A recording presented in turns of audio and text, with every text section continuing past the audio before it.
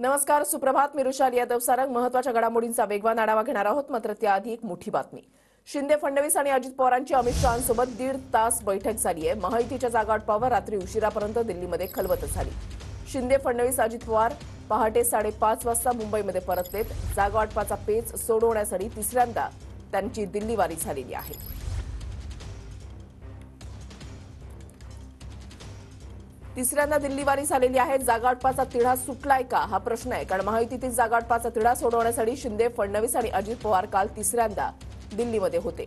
शिंदे, फडणवीस, अजित पवारांची काल शहांसोबत रात्री उशिरा बैठक झाली.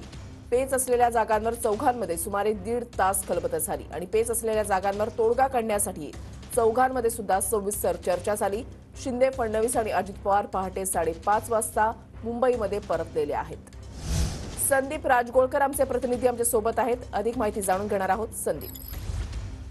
वृषाली, रात्री 1.5 तास ही बैठक झालेली आहे. 48 जागांपैकी आपल्याला माहिती आहे 20 जागा या जाहीर करण्यात आलेल्या आहेत भाजप पक्षाकडून आणि उरलेल्या 28 जागांबाबत अजूनही एकमत जे आहे ते झालेलं नव्हतं. त्यामुळे काल भाजप मुख्यालयात ज्यावेळेला सीईसी जी बैठक झाली, ती बैठक झाल्यानंतर रात्री उशिरा मुख्यमंत्री, दोन्ही उपमुख्यमंत्री, प्रदेशाध्यक्ष बावनकुळे भाजपचे आणि अमित शहा, जे पी नड्डा या सगळ्यांमध्ये ही काल बैठक झालेली आहे. या बैठकीमध्ये फॉर्म्युला जो आहे तो निश्चित करण्यात आल्याची माहिती सध्या तरी समजते. मात्र कुणाला किती जागा द्यायच्या याबाबत जे आहे ते अधिकृतपणे अजूनही बाहेर सांगण्यात आलेलं नाही.